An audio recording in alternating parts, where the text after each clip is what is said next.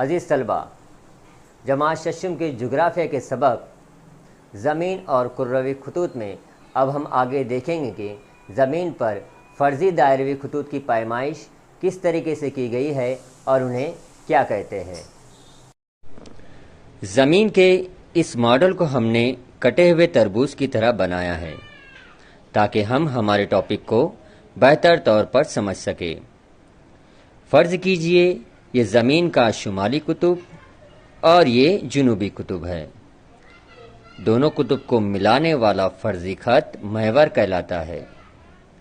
پچھلی جماعت میں ہم نے قطبین اور لٹو کی گھومتی مثال کے ذریعے محور کیسے بنتا ہے اس کے متعلق معلومات حاصل کی ہے۔ محور کے بالکل درمیان میں زمین کا مرکز ہوتا ہے۔ ہم نے یہاں زمین کو دو برابر یعنی یکساں حصوں میں تقسیم کرنے کے لیے ایک خط کھینچا ہے جو مرکزے کے بالکل متوازی ہوگا۔ عزیز طلبہ، ہم نے اس خط کے ذریعے زمین کو یکساں یعنی برابر حصوں میں تقسیم کیا۔ یکساں یا برابر ہونے کو استوا کہتے ہیں، اس لیے اس خط کو خط استوا کہتے ہیں۔ زمین کے خط استوا کے شمالی حصے کو شمالی نصف کرہ اور جنوبی حصے کو جنوبی نصف کرہ کہتے ہیں۔ فرض کیجئے زمین کی اس جگہ کا مقام متعین کرنا ہے۔ یہاں ہم نے اس جگہ کے مقام اور زمین کے مرکز کو ایک خط کے ذریعے ملا دیا۔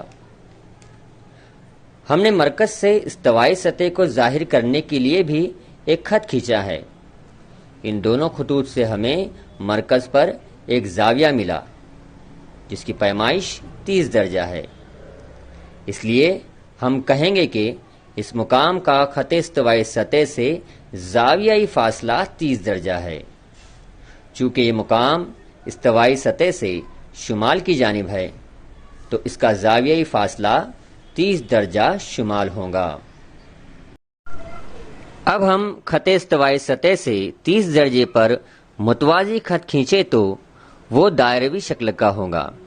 اس طریقے سے زمین کے مرکز پر بننے والے زاویوں سے ہر مقام پر دائروی خط فرض کیے گئے ہیں۔ ان دائروی خطوط کو عرض البلد کہتے ہیں۔